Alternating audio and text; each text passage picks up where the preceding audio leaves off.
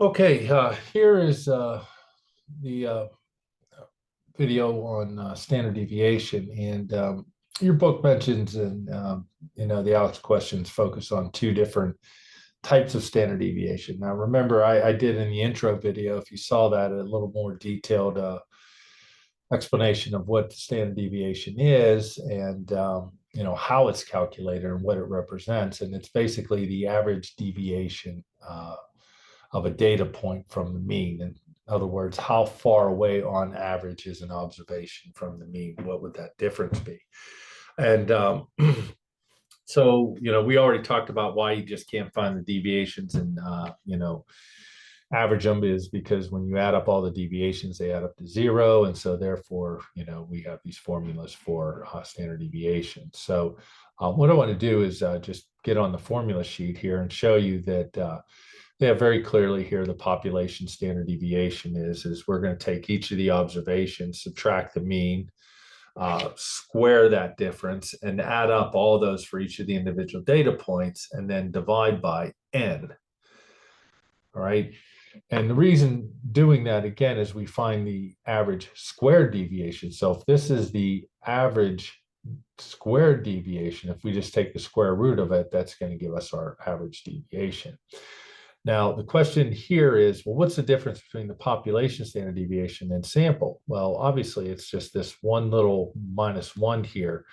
And I kind of addressed this in that other video, is that, the reason why we divide by n-1 is this idea of a degree of freedom, is that because all the deviations add to zero, let's say if we had 9 data points, once we know 8 of them, then by default, we're going to have to know the 9. In other words, if all 8 deviations add up to 4, we know the ninth one has to be -4. So 8 can vary freely without the ninth one being predetermined, or when, and then the ninth one is predetermined.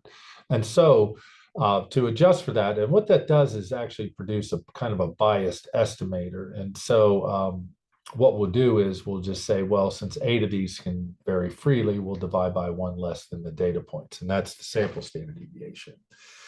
You'll see this on regular, statistical calculators and software and so forth. You'll see a sigma.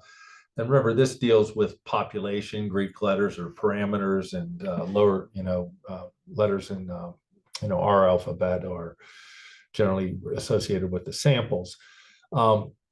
So you just have two different formulas here. Now, they're very kind of cumbersome to work with and do take a long time. And I showed you how they're broken down in that other video. And again, look at the intro video to find that detailed discussion.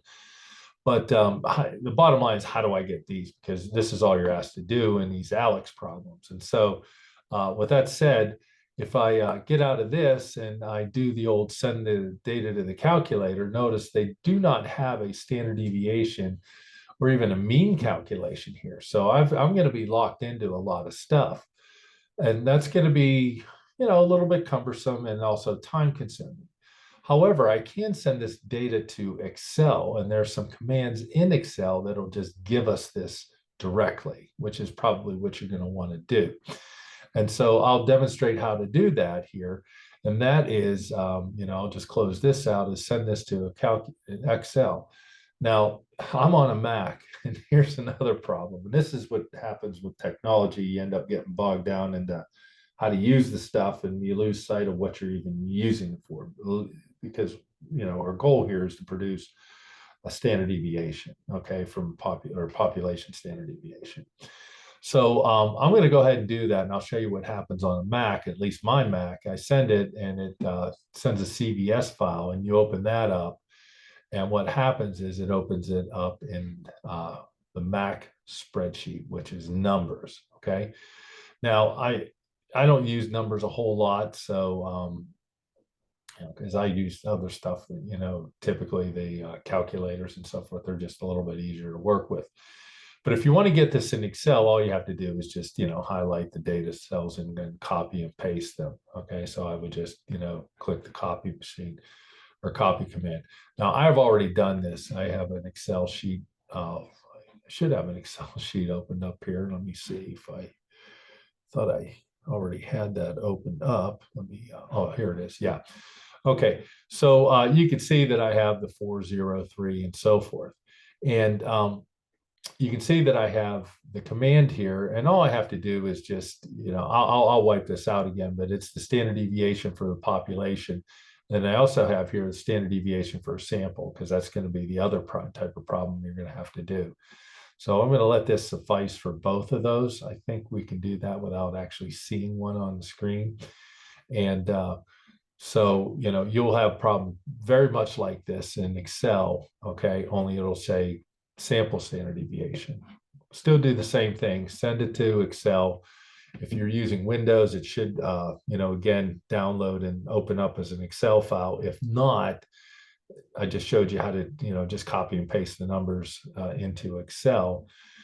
You should be able to find how to do this in Excel or in numbers also. But since I want the population standard deviation, and you guys, like I said, know how to do this, all you have to do is just hit equals. I'll just do this one again, equals, and I'll just start typing standard deviation. And notice now some of these commands will pop up for you. And obviously pretty standard deviation of population, standard deviation of sample. I'm going to choose population here again. And then all you have to do is highlight the numbers and hit enter, and it'll go ahead and calculate that for you. All right, so let me just slide this over, because of course it's going to say, yeah, we need to do some sort of rounding. We got some big numbers, so 2 decimal places, so that should be 1.73. Okay, and I'll just go ahead and hit the solve command just to show you that that's correct also. Okay, so that's how you do that. And like I said, I'm not going to do the one for the for the sample, because it's done in the same way, only you just use a different calculator or spreadsheet command. Okay, so be careful on the command you select, and also be careful of how you type it in terms of rounding. Okay, if you make that error of rounding, which you probably first learned how to do, and I'm going to say 3rd or 4th grade, somewhere around there, I don't know, maybe 5th grade, notice, that could cause you to miss that question. Okay, which obviously you don't want to do. All right, so that's how you do the standard deviations. As far as the other stuff here with, let me just close some of this window to get a little noisy here. There's going to be some other types of measures of spread here, comparing, let me see, range, okay, and interquartile range and so forth. You'll be given problems for that, and I'm not going to go over that. I think those are pretty well self-explanatory with the explanations. But again, it's just ranking the data from highest to lowest, and calculating those values like that. It does ask you how to find quartiles.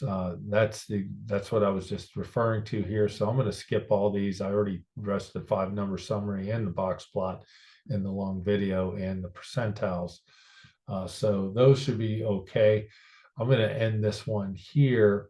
Other than, I don't know, maybe we'll take a look at this with the standard deviations without calculation. And you have 3 different data sets here, and it's asking you, okay, well, without performing calculations, order their standard deviations. So we should be able to tell by these graphs, which standard deviations are bigger or larger than the others. I'm going to use the solve command here, just again to go ahead and speed things up and kind of explain why. Why would this one here be the lesser of all 3 of them? And again, if you look at just the nature of the problems, we're going from about 12 and a half. We see that the mean somewhere in here right about the center, which would be 8, and we're going down to 3.5. So 12 and a half, 3.5, we got a spread here of about 9, but this spread here is much greater than that, right, for A. And then if we go here from 12 and a half down to 3.5, and you're going to say, well, wait a second, this is, kind of the same extreme values here. However, notice these are kind of concentrated more in the middle, which would mean that, on average, they're closer to the mean, whereas on average, these would be further from the mean. Okay. And so that's why C would be greater or have a greater standard deviation than B. Okay, so A is clearly the biggest because again we have these way out here far from the mean, and again we have more values out here further from the mean, which is obviously at 8. Okay, because obviously these are symmetric, so this looks very clear to me that 8 is the mean for all three of these data sets. So on average, how far are we from the mean? Well, again, this one's kind of the tightest one. It has most observations closest to the mean. All right, so that would be the least of these. This would be the next one here, okay? Because again, we have some more values out here a little bit further. These are stacked out here. So it's kind of like, well, we move this one out, move that one out. On average, we're going to be further from the mean compared to this one, okay? I'm sorry, this one's going to be further from the mean as compared to this one. Okay, so this one would be the lesser of the two.